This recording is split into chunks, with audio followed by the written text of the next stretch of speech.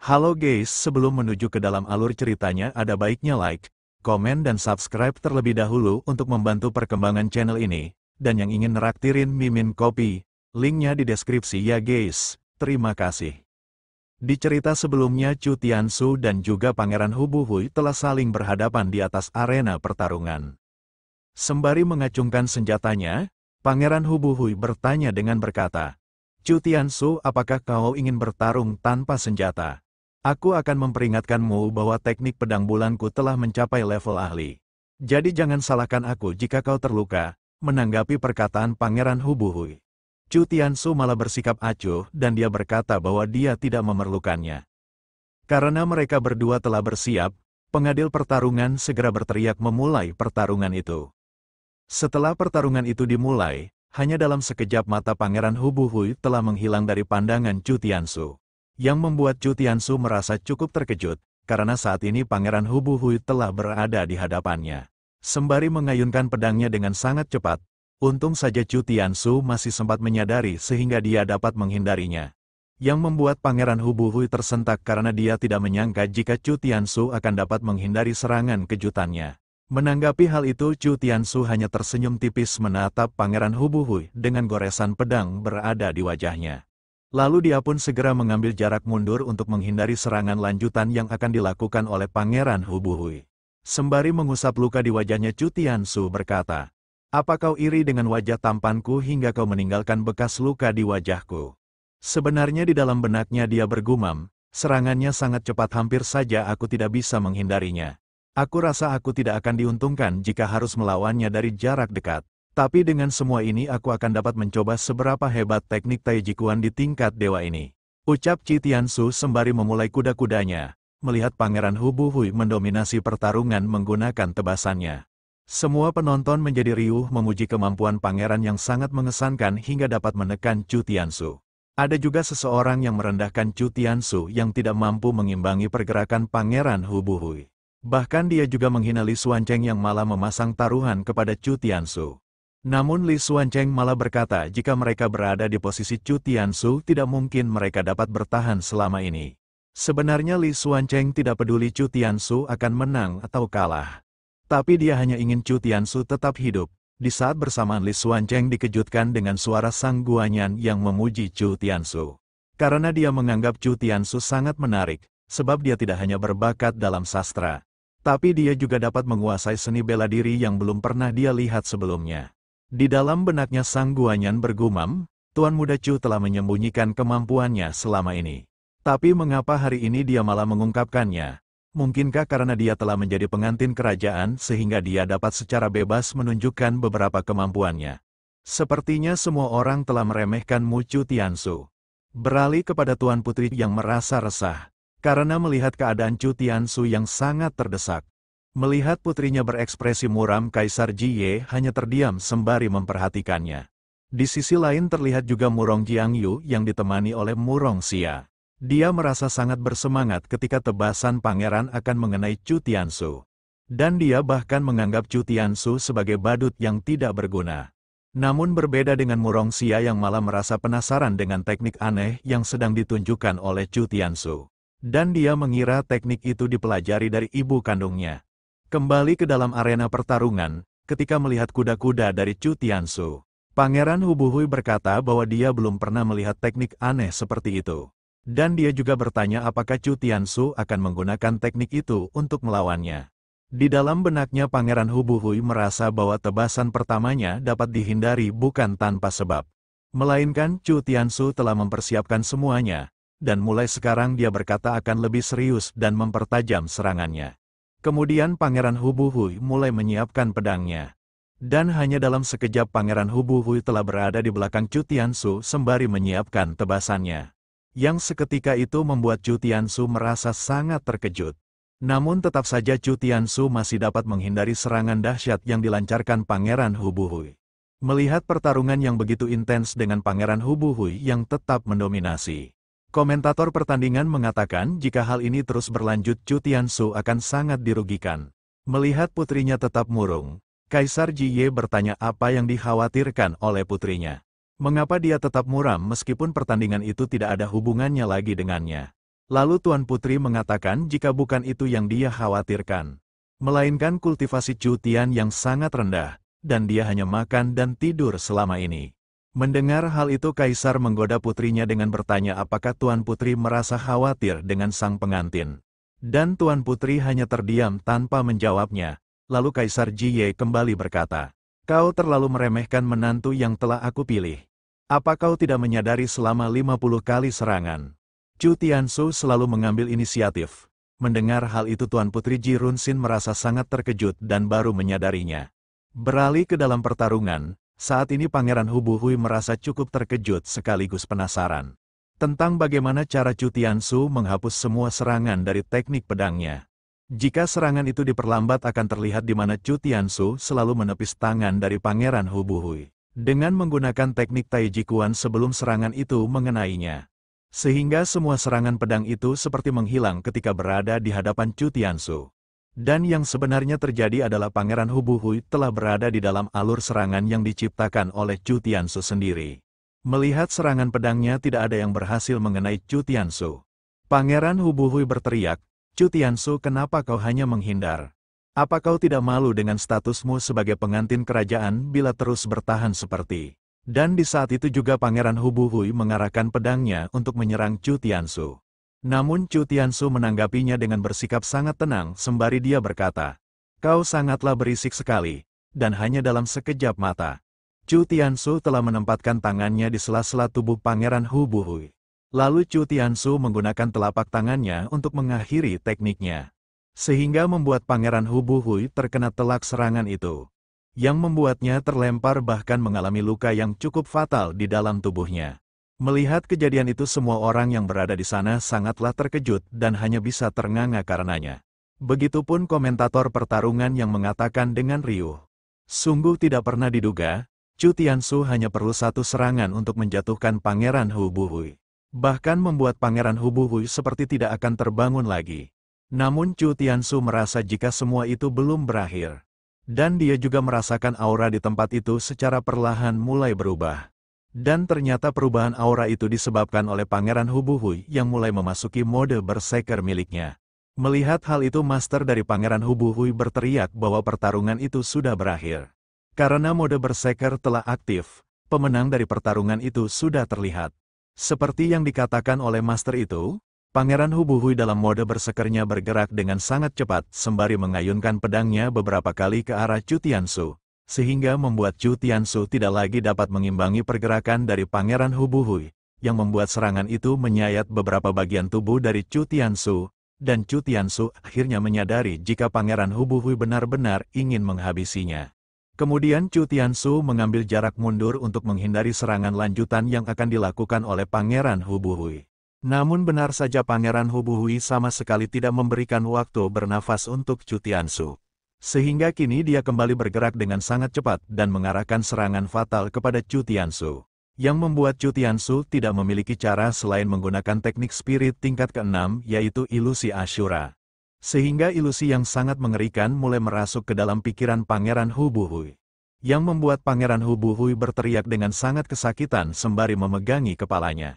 Di saat bersamaan sistem menjelaskan jika terkena ilusi Ashura, target akan melihat pengalaman terburuk di dalam hidupnya. Sebenarnya Chu Tiansu tidak ingin terlalu cepat mengungkapkan bahwa dirinya adalah praktisi spirit. Namun karena tekanan kuat dari mode berserker Pangeran Hu Buhui, dia tidak akan mampu menahannya hanya dengan teknik Taiji Kuan. Ketika menyadari Chu Tiansu adalah seorang praktisi spirit yang bahkan dapat mengeluarkan ilusi di tingkat ke-6, Murong Xia mendorong Murong Jiangyu sembari berkata, "Bagaimana mungkin seorang sampah bisa menjadi praktisi spirit?" Kembali ke dalam pertarungan, karena kesadarannya telah terganggu. Tebasan pedang Pangeran Hu Buhui yang mengarah kepada Chu Tiansu dapat dihindari dengan sangat mudah oleh Chu Tiansu. Dan Chu Tiansu tak membiarkan kesempatan itu begitu saja. Sehingga kini dia mengarahkan pukulannya dengan sangat telak ke tubuh Pangeran Hu Buhui. Sehingga membuat Pangeran Hu Buhui memuntahkan cairan merah dari dalam mulutnya. Melihat hal itu Kaisar Jiye merasa sangat senang, karena dia tidak menyangka menantunya dapat menguasai seni spirit yang paling sulit. Dan Permaisuri juga berkata Chu Tiansu memang penuh dengan kejutan. Kembali ke dalam pertarungan, Chu Tianshu telah menyiapkan sebuah energi di tangannya, lalu menghantamkannya secara bertubi-tubi ke seluruh tubuh Pangeran Hu Buhui. Dan Chu Tianshu mengakhiri serangannya dengan menggunakan teknik Taiji Quan miliknya, sehingga membuat Pangeran Hu Buhui terlempar dengan seluruh tubuh yang telah dipenuhi dengan luka. Melihat hal itu, Tuan Putri Ji Runxin sangatlah terkejut dan tidak percaya jika Chu Tianshu dapat mengalahkan Pangeran Hu Buhui. Begitupun master dari pangeran yang berteriak memanggil Pangeran Hu Buhui ketika melihatnya telah dikalahkan. Melihat keadaan Pangeran Hu Buhui yang telah tak berdaya, komentator pertandingan mengatakan, meskipun serangan dari Chu Tianshu tidak berdampak fatal, tapi sepertinya keadaan dari Pangeran Hu Buhui tidak memungkinkannya untuk terbangkit kembali. Lalu pengadil pertandingan akan mengumumkan pemenang dari pertarungan itu. Namun sebelum itu, Pangeran Hu Buhui berkata bahwa dia belum kalah. Dan dengan sisa tenaganya, dia mencoba untuk kembali berdiri sembari mengatakan bahwa dia tidak boleh kalah. Kemudian kini diperlihatkan tentang masa lalu Pangeran Hu Buhui, di mana pada saat itu wilayah Beiyou mengalami kesulitan dalam memperoleh makanan, karena cukup banyak binatang buas yang berkeliaran di sekitar wilayah mereka. Dan mereka juga telah kehilangan pemimpin mereka, sehingga para penduduk berharap pangeran dapat memimpin mereka untuk melewati kesulitan itu secepat mungkin. Pada saat itu Pangeran Hu Buhui masih berumur sangat muda, dan banyak anak-anak kecil dari wilayahnya merasa sangat senang ketika dia menceritakan tentang keindahan yang berada di wilayah Qin Barat. Bahkan banyak dari anak-anak itu yang antusias ingin pergi ke wilayah Qin Barat hingga sebuah pertengkaran kecil di antara anak-anak terjadi, yang membuat Pangeran Hu Buhui tertawa kecil ketika melihatnya. Di saat bersamaan ada seorang gadis yang memanggil Pangeran Hu Buhui dengan sebutan kakak. Sembari gadis itu berkata bahwa pakaian yang diberikan oleh kakaknya itu sangatlah indah. Tapi dia merasa pakaian itu terlalu mahal jika hanya untuk hadiah ulang tahunnya. Sembari tersenyum tipis, Pangeran Hu Buhui berkata bahwa itu tidak masalah, karena dia ingin melihat adiknya menjadi lebih cantik. Mendengar hal itu, gadis kecil itu segera memeluk Pangeran Hu Buhui. Sembari dia mengatakan bahwa dia sangat berterima kasih kepada kakaknya. Dan dia ingin bersama dengan kakaknya selamanya. Dan anak-anak lainnya pun juga ikut serta mengatakan bahwa dia juga ingin hidup selamanya dengan Pangeran Hu Buhui. Melihat ketulusan dari anak-anak itu, Pangeran Hu Buhui mengatakan jika mereka sudah besar nanti, dia berjanji akan mengajak mereka pergi dari tempat itu dan berkeliling kemanapun yang mereka inginkan. Mendengar hal itu, semua anak-anak itu merasa sangat senang dan tertawa lebar bersama. Dengan memegang erat janji itu, Pangeran Hu Buhui bertekad untuk melindungi dan mengajak mereka semua keluar dari wilayah yang saat ini mereka tinggali. Karena dia yakin selama dia memiliki tujuan, dia pasti dapat mencapainya suatu hari nanti. Namun tanpa disangka olehnya, semua janji yang dia ucapkan telah sirna. Bersama dengan kemunculan seekor monster tingkat tinggi yang menghancurkan apapun yang dimilikinya. Pada saat itu untuk mencari makanan, mereka hanya bisa memperluas wilayah perburuan mereka. Namun tanpa sengaja mereka malah memasuki wilayah monster tingkat tinggi, sehingga monster itu mengikuti jejak mereka dan menyerbu wilayah yang mereka tinggali. Dan hari itu pun berubah menjadi mimpi buruk yang tak berujung bagi Pangeran Hu Buhui.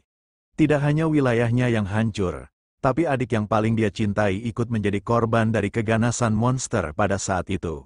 Sehingga sejak hari itu, yang memenuhi hati dari Pangeran Hu Buhui tidak hanya rasa takut, melainkan amarah yang tak berujung. Setelah melewati hari yang dipenuhi kegelapan itu, Pangeran Hu Buhui dan penduduknya yang tersisa bertahan hidup dengan menjinakkan binatang buas dan menjadikannya sebagai sahabat. Dan untuk meningkatkan perekonomian, mereka sering berdagang dengan orang-orang yang berada di dataran tengah. Namun hal itu masih belum cukup untuk mengatasi keterpurukan wilayah Beiyou. Bahkan hanya untuk bertahan hidup mereka harus kehilangan banyak hal. Dan hanya dengan pergi ke wilayah lain, mereka bisa merasakan kenyamanan yang sesungguhnya. Jadi saat aku mendengar bahwa Tuan Putri jatuh sakit, aku ingin menggunakan kesempatan itu sebaik mungkin. Aku ingin menukar hidupku untuk kehidupan yang layak bagi seluruh rakyatku. Jadi bagaimanapun juga, aku harus memenangkan pertarungan ini dan mengalahkan Chu Tianshu. Ucap Pangeran Hu Buhui dengan menguatkan tekadnya, sehingga membuat semua orang yang berada di sana sangatlah terkejut ketika melihat sang pangeran telah kembali berdiri. Dan komentator pertandingan mengatakan tekad seperti apa yang dimiliki oleh Pangeran Hu Buhui sehingga dapat terlepas dari teknik ilusi tingkat tinggi. Namun ketika melihat tubuhnya, Pangeran Hubuhui menyadari jika mode bersekernya telah habis. Sehingga dia tidak mungkin untuk melanjutkan pertarungannya. Karena dia tidak mungkin menang melawan Chu Tiansu. Tapi keinginannya untuk memperebutkan Tuan Putri tetap kuat. Sebab semua itu untuk kesejahteraan rakyatnya, sehingga kini dia hanya bisa bertanya-tanya apakah ada cara lain untuk menyelamatkan rakyatnya. Namun Pangeran Hubuhui dikejutkan dengan Chu Tiansu yang berkata bahwa ada cara lain untuk menyelamatkan rakyatnya. Lalu Chu Tiansu membawa Pangeran Hubuhui kembali masuk ke dalam ilusinya. Setelah itu dia menunjuk ke arah Li Xuancheng sembari dia meminta Pangeran Hubuhui untuk melihatnya. Kemudian Chu Tiansu berkata, seperti yang aku katakan, Li Xuancheng cukup berguna bagimu, jika perdagangan antara Li Xuancheng dan Beiyo diakui secara resmi. Skala perdagangan Beiyo akan membaik dan akan membuat hidup semua rakyat Beiyo menjadi lebih baik. Pangeran Hubuhui, aku tahu kau adalah orang yang baik hati. Kau adalah orang yang rela pergi ke wilayah Qin Barat demi rakyatmu. Jadi pergilah minta maaf kepada Li Xuancheng, dan dia pasti akan memaafkanmu. Sembari tersenyum tipis Pangeran Hubuhui berkata, aku tahu jika hubungan kalian lebih dekat dari kelihatannya. Namun Chu Tiansu malah memukul kecil pundak Pangeran Hubuhui sehingga membuatnya hampir terjatuh. Namun Li Xuancheng lebih dulu meraih tangan Pangeran Hubuhui, yang membuat Pangeran Hubuhui merasa cukup terkejut. Dan dengan tersenyum penuh kehangatan Li Xuancheng berkata, aku telah memaafkanmu. Setelah semua itu Pangeran Hubuhui secara tiba-tiba melemparkan pedangnya. Sehingga membuat master yang melihatnya merasa cukup terkejut. Sembari tersenyum dengan raut wajah dipenuhi kebahagiaan. Pangeran Hubuhui mengatakan bahwa dia telah menyerah.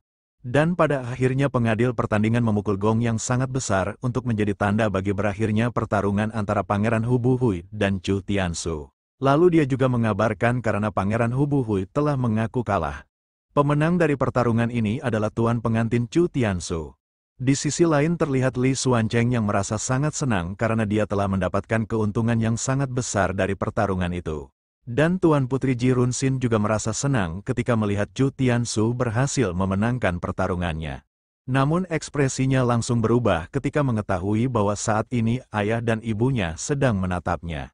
Dan dengan dipenuhi malu Tuan Putri berkata bahwa dia hanya merasa senang karena kerajaan mereka yang menang.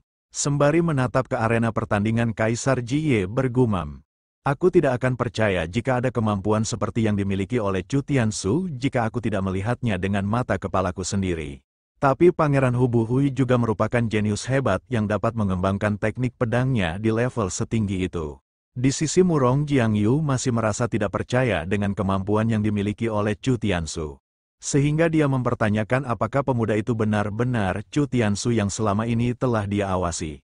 Namun Murong Xia meminta Murong Jiangyu untuk tidak khawatir. Meskipun Chu Tiansu menyembunyikan kekuatannya, tapi untung saja dia mengungkapkannya lebih awal. Jadi dia belum menjadi sebuah ancaman bagi mereka. Di sisi lain terlihat Sang Guanyan yang akan meninggalkan tempat itu karena dia merasa sudah cukup untuk identifikasinya. Namun di dalam benaknya dia bergumam, ternyata Chu Tiansu memiliki skill spirit yang merujuk pada energi psikis. Melihat sikap ibu tirinya hari ini, dia terlihat tidak menyangka jika Chu Tiansu akan dapat berbuat sejauh itu. Jadi aku berpikir bahwa ada seorang master kuat yang berada di belakang Chu Tiansu. Ketika Chu Tiansu akan pergi, Murong Jiangyu menghampirinya sembari berkata, aku tidak menyangka anakku akan melebihi harapanku dan dapat mengalahkan Pangeran Hubuhui.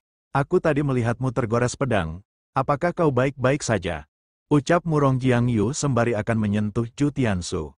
Namun tanpa menatapnya Chu Tiansu langsung menepis tangan dari ibu tirinya. Yang membuat Murong Jiangyu merasa sangat terkejut karenanya. Lalu Chu Tiansu memberi hormat sembari dia berkata bahwa dia merasa kelelahan setelah pertarungan itu. Jadi dia ingin segera kembali untuk beristirahat, sembari melirik apa yang terjadi antara Chu Tiansu dan ibu tirinya. Pangeran Hubuhui tersenyum tipis sembari berkata, Chu Tiansu memang memiliki bakat yang sangat langka. Dia berhasil menyembunyikan bakatnya selama bertahun-tahun. Dia juga dapat menjalin pernikahan hanya dalam nama. Bahkan dia dapat bertahan meskipun hanya berada di pinggiran keluarganya sendiri. Aku harus berjuang demi menjadi dekat dengan orang berbakat sepertinya.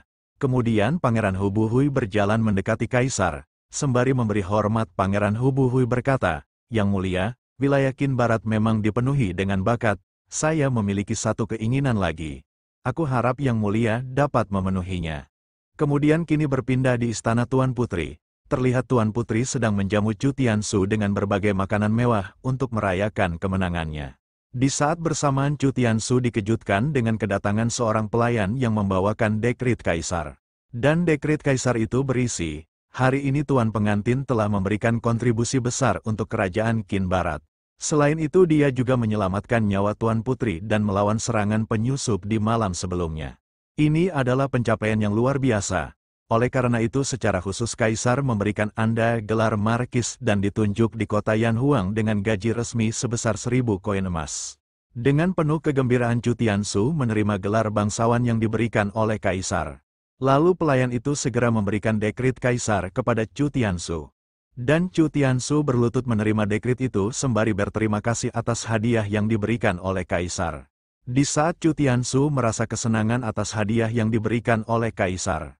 Pelayan itu memberitahu jika Kaisar juga memiliki pesan untuknya. Yang membuat Chu Tiansu merasa cukup terkejut, dan dengan wajah yang mulai menjadi merah pelayan itu berkata, Yang Mulia berharap di masa depan Anda akan tinggal di istana Tuan Putri. Meskipun Tuan Putri sedikit pemarah, Anda harus lebih perhatian dan merawatnya sebaik mungkin. Yang Mulia dan Permaisuri juga berharap untuk memiliki cucu di tahun depan. Mendengar hal itu Chu Tiansu seperti terpukul. Dan dia segera berterima kasih kepada ayah mertuanya dan mendoakannya agar tetap sehat. Lalu pelayan itu segera berlari pergi sembari berkata jika dia tidak akan mengganggu mereka lagi. Setelah kepergian pelayan pembawa pesan itu, Chu Tiansu melihat isi dari peti harta karun yang diberikan oleh Kaisar kepadanya.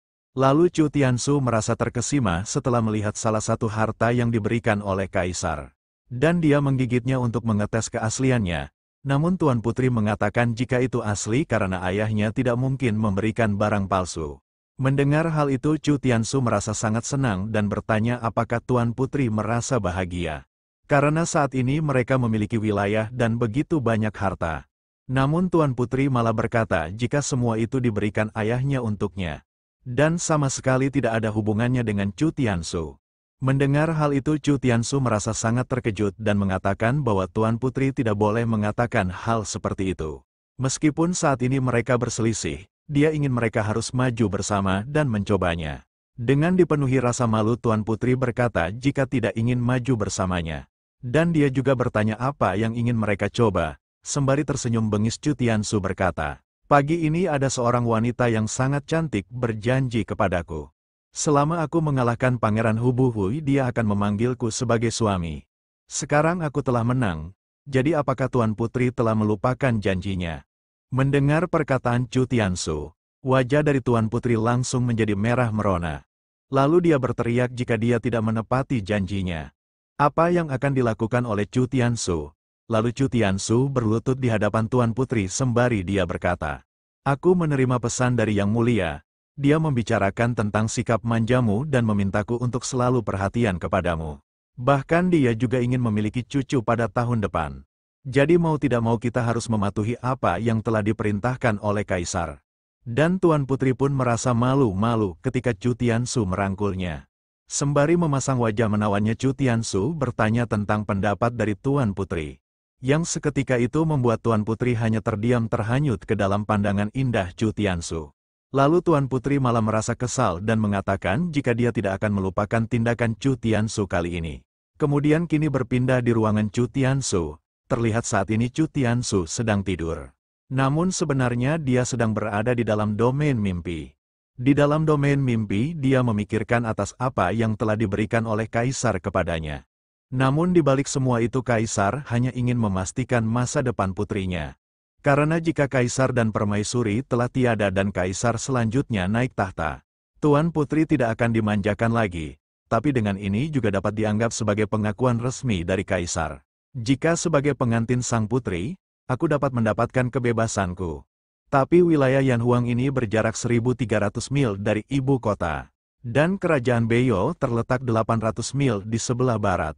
Sementara itu 300 mil di sebelah barat daya merupakan dataran tinggi tempat para monster berkeliaran. Di dalam sejarah, ada banyak sekali pertempuran yang tak terhitung jumlahnya. hingga membuat wilayah kerajaan Qin Barat menjadi lebih luas. Dan Yanhuang tidak lagi menjadi wilayah perbatasan. Meskipun begitu daerahnya masih sangat terpencil, dengan radius lebih dari 400 mil. Setengahnya merupakan pegunungan dan hutan yang ditinggali oleh monster. Dan sisanya ditempati oleh penduduk dengan jumlah 81.000 jiwa. Sehingga di setiap tahunnya sangat sulit untuk mengumpulkan pajak lebih dari 50.000 tael perak. Dan terkadang penguasa membutuhkan biaya lebih untuk mengirim prajurit ke wilayah itu. Bahkan siapapun yang belum mencapai tingkat master yang mendalam tidak akan dapat bertahan di sana. Jadi mengapa aku diberikan wilayah ini? Meskipun di dalam domain mimpi Chu Tiansu sedang berpikir keras, di dalam dunia nyata dia terlihat tertidur dengan begitu pulas, sehingga dia tidak menyadari jika saat ini Tuan Putri berjalan mendekatinya. Dan untuk apa yang akan terjadi selanjutnya mari kita tunggu di part selanjutnya. Terima kasih.